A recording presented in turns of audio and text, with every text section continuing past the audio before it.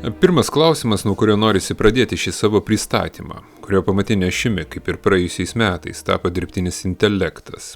Klausimas tuo pačiu tampantis ir aliuzija į Juliano Delemetre veikalą žmogus mašina yra. Ar žmogus tampa mašina? Geležinis medkirtys ir žmogaus savivoka dirbtinio intelekto amžiuje. Gerbimieji, dirbtinis intelektas šiandien vis labiau skverbiasi į kasdienę žmogaus patirtį. Jis pradeda rašyti, analizuoti, prognozuoti, kurti. Tačiau kartu jis tyliai formuoja ir kitą, kur kas gilesnį procesą, tai kaip mes suvokiame patys save. Klausimas, ar mašina gali tapti sąmoninga, šiandien skamba dažnai. Tam skirta daugybė mokslinių ir filosofinių kontempliacijų. Tačiau galbūt svarbesnis klausimas yra kitas. Ar žmogus, mąstydamas apie save, per mašinos metaforą, pats nesiima savęs redukuoti į mechanizmą? Šiame kontekste siūlau atsigręžti į Vidūno filosofiją. Vidūnas žmogų suvokia ne kaip funkcijų sistemą, bet kaip daugiaplanę būtybę, kurios esmė atsiskleidžia per sąmoningą vidinį augimą, dorovinę savivaldą ir prasmingą buvimą pasaulyje. Žmogus jam nėra mechaninė struktūra, o dvasinio tapsmo procesas. Būtent todėl dirbtinio intelekto jau ne aušros laikotarpyje, o pilnavertyje sklaidoje, jo amžiuje. Svarbus klausimai yra ne vien technologiniai, bet ir antropologiniai. Taigi, sugrįžimas prie žmogaus kaip mašinos. Šiuolaikinė dirbtinio intelekto retorika dažnai remiasi prielaida, kad mąstymas yra informacijos apdorojimas, o sąmonė tam tikrų funkcijų organizacija. Tokia pozicija, nors ir moderni savo forma, iš esmės primena mechanistinę tradiciją, kurią radikaliai suformulavo jau minėtasis Julianas Delemetre. Žmogus kaip mašina. Tačiau ši redukcija turi pasekmių. Problema nėra vien galimybė sukurti sąmoningą mašiną.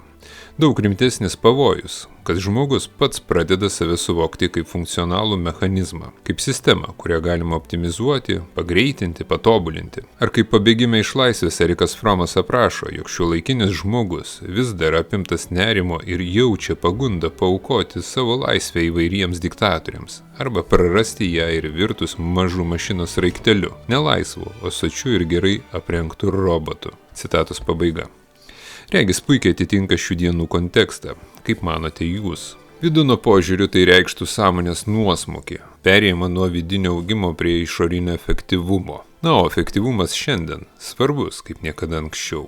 Efektyvumas ir greitis, kaip prekės ir vartojimo algoritmų logika keičia šiuolaikinį žmogų, jau akivaizdu visiems. O tai antrina mūsų pagrindiniai šiandienos tezei. Jau kalbėdami apie galimybę dirbtiniam intelektui tapti sąmoningu, tokiame kontekste mes pamirštame pavojų, patiems prarasti tą sąmoningumą, kuris žmogų skiria nuo kitų gyvūnų, pasinerdami į dar vieną gerokai didesnę įtaką turintį algoritmą. Taigi, vartotojiškas požiūris nūdienos visuomenėje pasireiškia ne tiek prekių, bet ir žmonių tarpusavio santykių kontekste. Viena pagrindinių savybių nusakanti narcisistinę asmenybę – tai vartotojiškas požiūris į kitą žmogų. Tačiau šiandien ir plačiojoje visuomenėje toks požiūris ypač sveikintinas. Sunku būtų įsivaizduoti, pavyzdžiui, marketingo specialistą, kuris į potencialų klientą žvelgia kitaip. Deja, bet ir tarpusavio žmonių santykiai nesusiję su darbu dažnai ir visai atvirai, statomi būtent ant tokio požiūrio pamatų. Tomas Kajokas straipsnėje Tikėjimas ir psichoanalizė cituoja savo kolegą Jevgenijų Šarovą, kuris seminare apie narcisizmą pasakė: puikybė krikščionybėje yra viena didžiausių ydų. Vos tik žmogus pagalvoja atsikratęs puikybės, jis ir vėl į ją panyra. Citatos pabaiga. Apskritai, žmonės net į Dievą neretai žvelgia iš vartotojo pozicijos. Ar verta jį kreiptis, kuo jis man padės, kodėl turėčiau būti dėkingas Dievui? Kita vertus, net tokia dispozicija vis dar yra sąmoningo žmogaus paieškų rezultatas. O kas toliau? O toliau geležinis medkirtys, kaip mūsų laikų figūra. Čia norėčiau pasitelkti literatūrinę figūrą iš Ozo šalies burtininko. Geležinis medkirtys. Geležinis medkirtys turi kūną iš metalo. Jis įsitikinęs, kad neturi širdies, todėl negali jausti. Tačiau paradoksas tas, kad būtent jis yra vienas jautriausių personažų visame pasakojime. Apskritai, jo virsmas tuo, kuo jis buvo pasakojime, taip pat prisideda prie šiuolaikinio. Tiesa, mentalinio žmogaus virsmo robotu. Juk priminsiu, kad geležinis medkirtys buvo tikras žmogus, tačiau raganos užburtas kirvis jam po truputį nukapojo visas kūno dalis. O skardininkas kiekvieną prarastą dalį pakeisdavo į geležinę, kol galiausiai visas jo kūnas tapo metaliniu. Šis personažas jaučia, tačiau savo jausmus redukuoja į materialią sandarą. Ši figūra tampa įdomia priešprieša vadinamajam filosofiniam zombiui, kurį išplėtojo Davidas Chalmersas. Zombis elgiasi tarsi sąmoningas, bet neturi jokios vidinės patirties. Medkirtis priešingai, jis turi patirtį, bet laiko save mechanizmu. Tai jau ne ontologinė, o epistemologinė problema. Neklausimas, ar sąmonė egzistuoja, bet ar mes ją atpažįstame. Proto filosofijos fonas.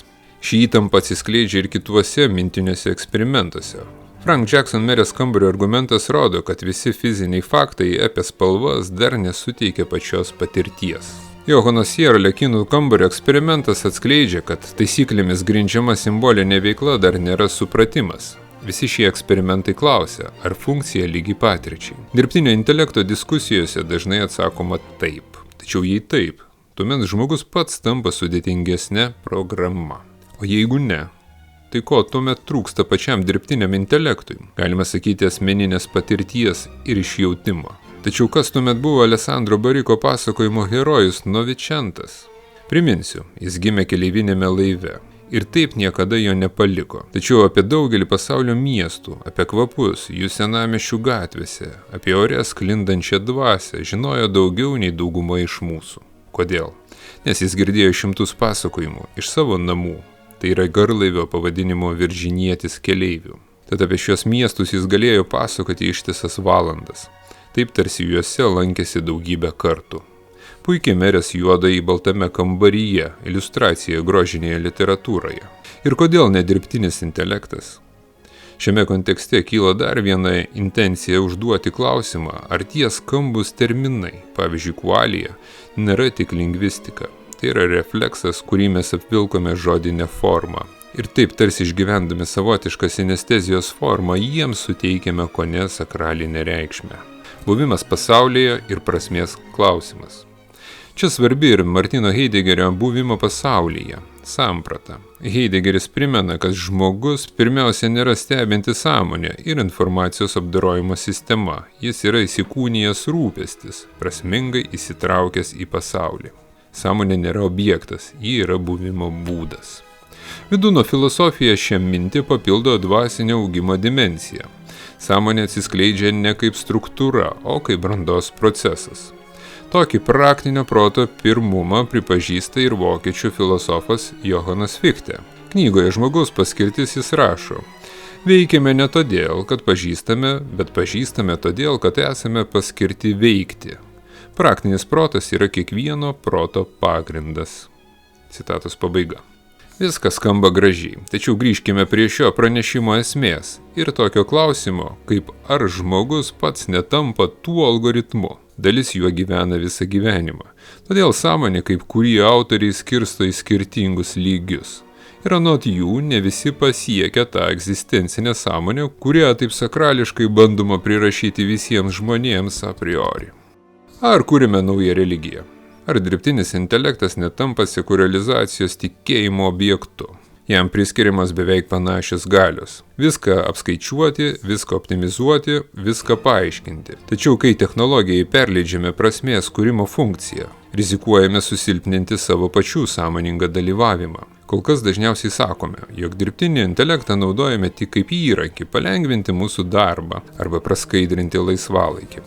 Tačiau kadaise, o ir netaip seniai, pavyzdžiui, mobilusis telefonas atliko tik patogios komunikacijos su kitu pašnekovu funkciją. Dabar ši funkcija neatsiejama nuo telefono, tačiau toli gražu nėra pagrindinė jo naudojimo priežastimi. Tad ir teiginiai, jog dirbtinis intelektas yra įrankis, jau skamba ne kaip fakto konstatavimas, o veikiau kaip savęs paguoda. Klausdami, ar mašina gali tapti sąmoninga, galime nepastebėti, kaip patys atsisakome sąmoningo buvimo. Ir apskritai, kam kažką kurti ar rašyti? Jeigu daugiau, greičiau ir produktyviau, už mane gali tai atlikti dirbtinis intelektas. Šio klausimo savo neužduoda jau daugelio profesijų atstovai, kasdien naudodami dirbtinį intelektą kaip pagrindą savo veikloje.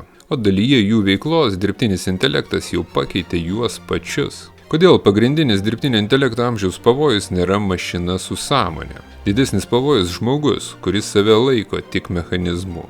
Simbolinis geležinis medkirtys. Jis ieško širdies, nors ją jau turi. Jis bijo, kad yra tik geležis, nors jo jautrumas tai paneigia. Vidūno šviesoje tikrasis klausimas tampa toks. Ne ar mašina gali tapti žmogumi, bet ar žmogus išliks žmogumi. Gal vis sparčiau tobulėjančių technologijų kontekste.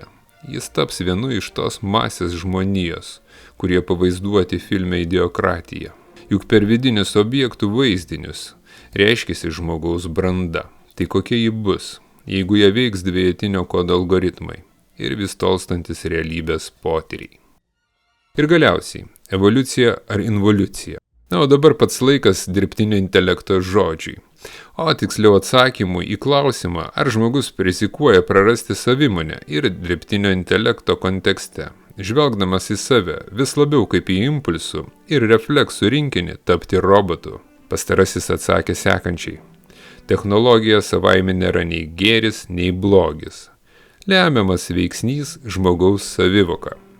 Jei žmogus suvokia save kaip sąmoningą, dorovinę, augančią būtybę, technologija gali tapti pagrindinę priemonę. Jei jis suvokia save kaip funkcijų sistemą, technologija tik sustiprins šią redukciją. Todėl galbūt svarbiausias dirbtinio intelekto amžiaus uždavinys yra nesukurti sąmoningą mašiną, bet neprarasti sąmoningo žmogaus. Citatos pabaiga.